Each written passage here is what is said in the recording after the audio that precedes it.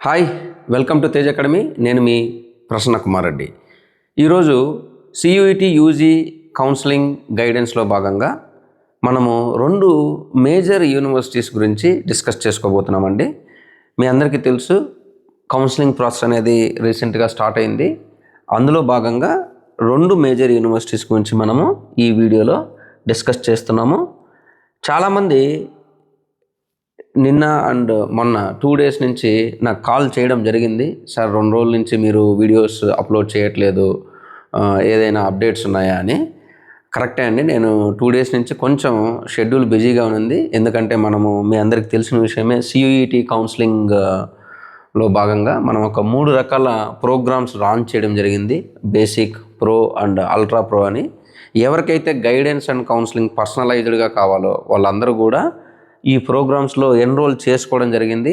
గత 2 రోజులుగా మనం దాదాపుగా 26 మంది స్టూడెంట్స్కి 1-to-1 సెషన్స్ కండక్ట్ చేసి వాళ్ళకి గైడెన్స్ ఇవ్వడం జరిగింది. అందువల్ల మనము వీడియోస్ చేయలేకపోయాము.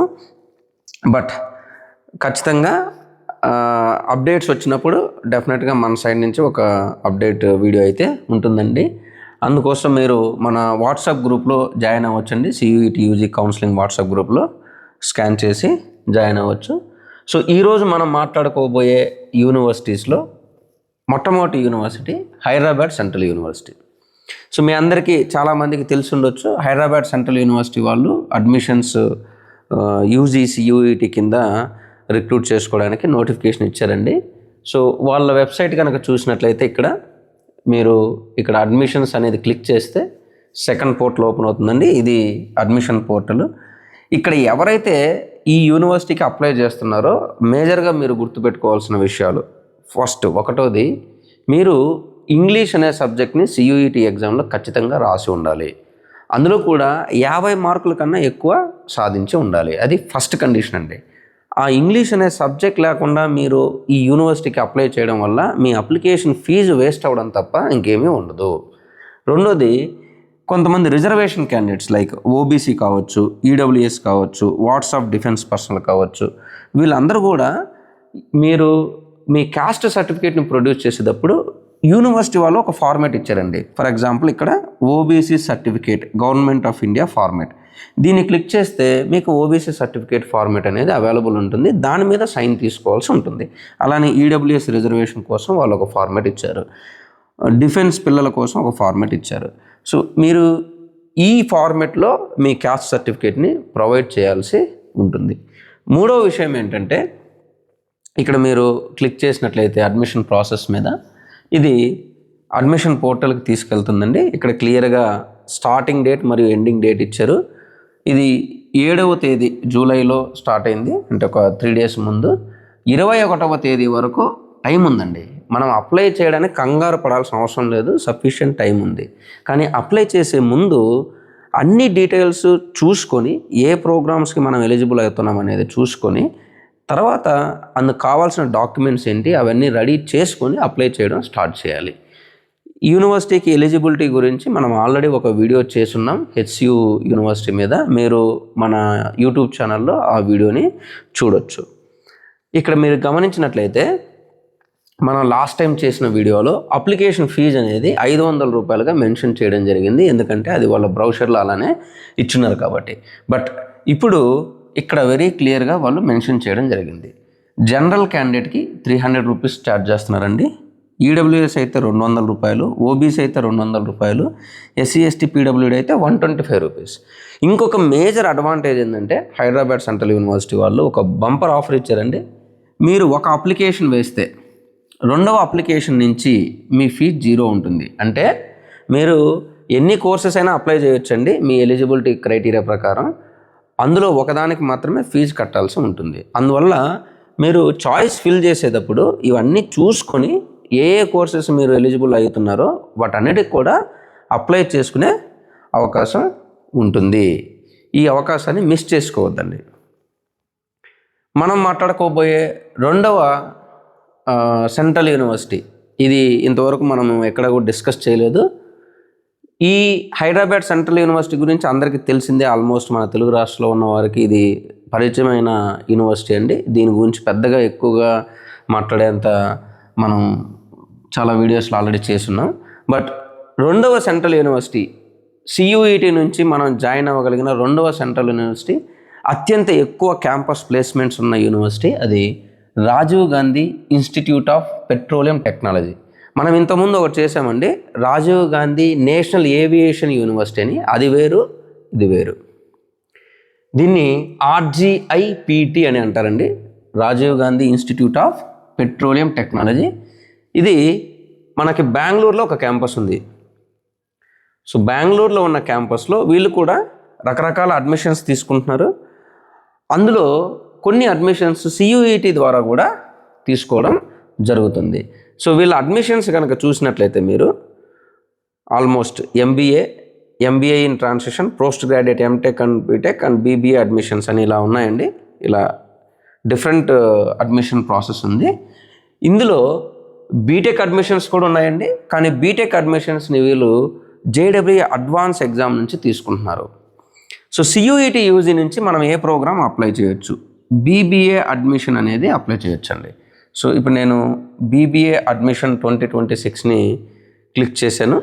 సో మీరు చూసినట్లయితే వాళ్ళ పోర్టల్ ఓపెన్ అయింది, BBA అడ్మిషన్ నోటీస్ 2026 అనేది. ఇక్కడ ఈ ప్రోగ్రామ్ని గత 2 సంవత్సరాల నుంచి వాళ్ళు స్టార్ట్ చేశారండి. ఇంకా వాళ్ళ ఫస్ట్ బ్యాచ్ అనేది అవుట్ సైడ్ రాలేదు. ఈ ప్రోగ్రామ్ యొక్క డీటెయిల్స్ కనుక మీరు గమనించినట్లయితే, ఈ ప్రోగ్రామ్కి సీట్స్ని డిఫరెంట్ ఎగ్జామ్స్ నుంచి తీసుకోవడం జరుగుతుంది. ఒకటి RGIPT టెస్ట్. ఈ యూనివర్సిటీ వాళ్ళకి ఒక సపరేట్ టెస్ట్ ఉందండి, అదైనా అటెండ్ అయ్యి ఉండొచ్చు. లేదా CUET స్కోర్ నుంచి అయినా తీసుకోవచ్చు. లేదా JIP MAT. సో జిప్మ్యాట్ అనే ఒక ఎగ్జామ్ ఉంది, అలానే IP MAT అనే ఒక ఎగ్జామ్ ఉంది. ఈ 4 ఎగ్జామ్స్లో ఏదైనా ఒక ఎగ్జామ్ స్కోర్, మీకు ఏ ఎగ్జామ్లో స్కోర్ ఎక్కువ ఉంటుందో ఆ ఎగ్జామ్ నుంచి మనము అప్లై చేసుకోవచ్చు అండి. ప్రజెంట్ అయితే CUET UG అభ్యర్థుల కోసం నోటిఫికేషన్ అనేది రిలీజ్ చేశారు. సో వీళ్ళు ఎలా క్యాలిక్యులేట్ చేస్తున్నారంటే, మీకు CUETలో వచ్చిన స్కోర్ 50% వెయిటేజ్ తీసుకుంటున్నారండి. టోటల్గా 50% వెయిటేజ్ తీసుకుంటున్నారు. వాళ్ళు ఒక పర్సనల్ ఇంటర్వ్యూ కూడా కండక్ట్ చేస్తున్నారండి, దానికి 20% వెయిటేజ్, అంటే 20 మార్క్స్కి క్యాలిక్యులేట్ చేస్తున్నారు. అలానే 10th క్లాస్ మార్క్స్కి 10% వెయిటేజ్ ఇచ్చారు. 12th క్లాస్ మార్క్స్ 20% వెయిటేజ్ ఇచ్చారు. మన ఆంధ్ర మరియు తెలంగాణలో ఎక్కువ మంది 10th క్లాస్లో మరియు 12th క్లాస్లో 95, 98, 99% స్కోర్ చేసిన వాళ్ళు చాలామంది ఉంటారండి. మీరు అందరూ కూడా JEE అడ్వాన్స్ రాసుండొచ్చు, మెయిన్స్ రాసుండొచ్చు, బట్ అందులో ఎక్స్పెక్ట్ చేసిన పర్సంటేజ్ రాకపోయి ఉండవచ్చు. కానీ మీరు CUET ఎగ్జామ్లో చాలా బాగా పర్ఫామ్ చేసి ఉండొచ్చు. అలాంటి వాళ్ళు ఎవరైతే CUET ఎగ్జామ్లో పర్ఫార్మెన్స్ బాగుంది, 10th మరియు 12th క్లాస్లో మంచి పర్సంటేజ్ ఉంది అనే వాళ్ళు ఈ యూనివర్సిటీకి అప్లై చేయండి. BBA కోర్స్ కోసం ఈ యూనివర్సిటీకి అప్లై చేయండి.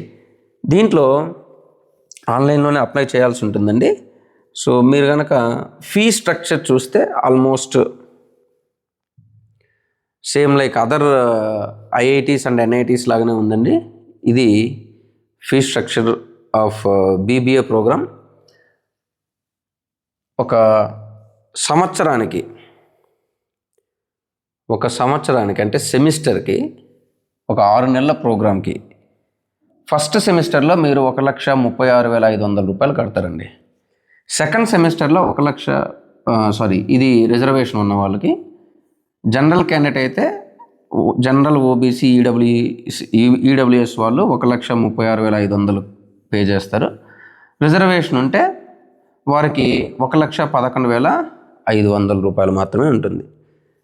అలానే సో ఓవరాల్గా సెమిస్టర్కి 1,40,000 అనుకోండి. సో ఇది బయట మనకి ప్రైవేట్ యూనివర్సిటీస్ ఏవైతే ఉన్నాయో, అది KLE కావచ్చు, గీతం కావచ్చు, విజ్ఞాన్ కావచ్చు, XYZ ఎనీ యూనివర్సిటీ, వాళ్ళ యూనివర్సిటీ ఫీజు కన్నా ఇది చాలా తక్కువ.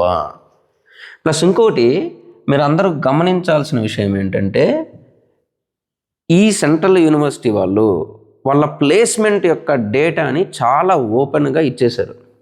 మీరు ఎవరైనా కూడా ఇక్కడ ప్లేస్మెంట్ డేటాని చూడొచ్చు. ఈ కాలంలో ప్లేస్మెంట్ పాలసీ, ప్లేస్మెంట్ బ్రౌజర్ అని ఉందండి. ప్లేస్మెంట్ స్టేటస్ కూడా ఉంది. ఇది క్లిక్ చేసినట్లయితే ప్లేస్మెంట్ స్టేటస్ కింద వాళ్ళు 2021 నుంచి 2026 రీసెంట్ వరకు ఇయర్ వైజ్ ఎవరెవరు ఎక్కడ రిక్రూట్ అయ్యారు, ఏ కోర్సులో ఎంతమందిని తీసుకున్నారనే డేటా ఇచ్చేసారు. మీకు శాంపిల్గా నేను ఫస్ట్ 25-26 యొక్క డేటా చూపిస్తాను. మీ 25-26 డేటా చూసినట్లయితే వీళ్ళ దగ్గర ఎంబీఏ కోర్స్ ఉందండి, అలానే BTech chemical engineering, BTech petroleum engineering, BTech computer science and engineering, BTech computer science design, BTech information technology, BTech mathematics and computing, BTech electronics and communication engineering, BTech electrical engineering, ఇలా BTech computer science and engineering మొత్తం మీద మీరు కనుక చూసినట్లయితే ఈ MBA course తప్ప మిగతావన్నీ కూడా బీటెక్ కోర్సెస్. ఎంతమంది స్టూడెంట్స్ని వీళ్ళు తీసుకుంటున్నారు, ఇవి వాళ్ళు రిక్రూట్ చేసి వాళ్ళ దగ్గర చదివిన స్టూడెంట్స్ యొక్క నెంబర్. ఎంతమందికి జాబ్ వచ్చింది మీరు కనుక చూసినట్లయితే ఎంబీఏ చేసిన క్యాండిడేట్స్ 36 మంది స్టూడెంట్స్ ఉంటే అందులో 29 మందికి సీట్స్ క్యాంపస్ ప్లేస్మెంట్స్ వచ్చాయి. అందులో 6 మందికి మల్టిపుల్ ఆఫర్స్ వచ్చినాయి, ఒక జాబ్ కన్నా ఎక్కువ జాబ్స్ వచ్చినాయి. సో అలానే ఇంజనీరింగ్ సెక్టార్లో కూడా మీరు చూడొచ్చండి, ఒక్కొక్క దాంట్లో ఎంతమంది స్టూడెంట్స్ని తీసుకున్నారు, దాన్ని బట్టి ఎంతమంది రిక్రూట్ అయ్యారు అనేది. ఇలా 5 సంవత్సరాల డేటా ఇచ్చారు.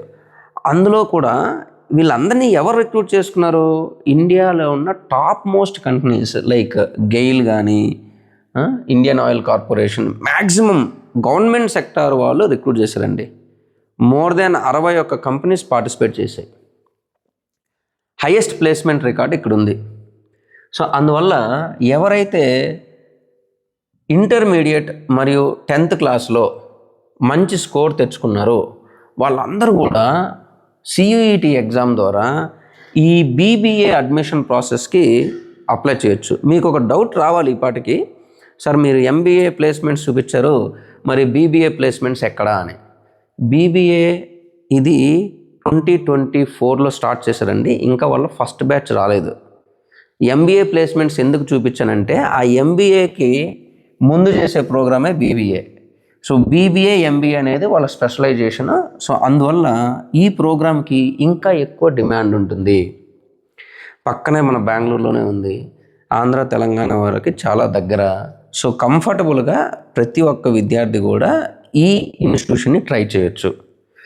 దీన్ని అప్లై చేయాలంటే ఎంతవరకు లాస్ట్ డేట్ ఉంది, లాస్ట్ డేట్ కనుక మీరు చూసినట్లయితే అప్లై చేసుకోవడానికి ఫ్రైడే 17th జూలై వరకు ఉంది. ఈరోజు 10వ తేదీ అండి, 17వ తేదీ జూలై వరకు టైం ఉంది. వీళ్ళు JEE అప్లికేషన్స్ ఆల్రెడీ అయిపోయాయి, క్లోజ్ అయ్యాయి. దాని తర్వాత CUET పిల్లల కోసం మాత్రమే ఇది ఎక్స్టెండ్ చేశారు. 17th జూలై వరకు టైం ఉంది. అప్లికేషన్ ఫీజు ఎంతమ్మా, 705 రూపాయలు for SC ST PW candidates. Female అయితే 1416 రూపాయలు. ఓకే, సో ఇది ఒక ఆన్లైన్ ప్రాసెసింగ్ ఫీజుగా పెట్టారండి.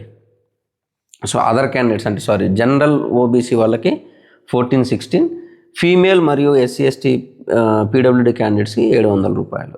సో ఇది అప్లికేషన్ ఫీజు అండి. సో ఇలాంటి కోర్సెస్ కోసం మన వాట్సాప్ ఛానల్లో మీరు జాయిన్ అవ్వచ్చండి.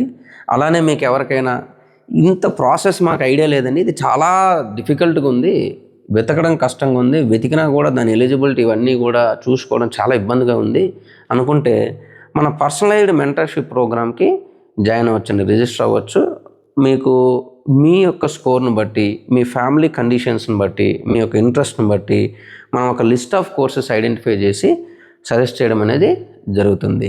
అలా పర్సనలైజ్డ్ గైడెన్స్ కోసం మీరు మన నెంబర్ని కనెక్ట్ అవ్వచ్చండి, 9071545546. అలానే మన వాట్సాప్ గ్రూప్లో కూడా జాయిన్ అవ్వచ్చు. Thank you, all the best.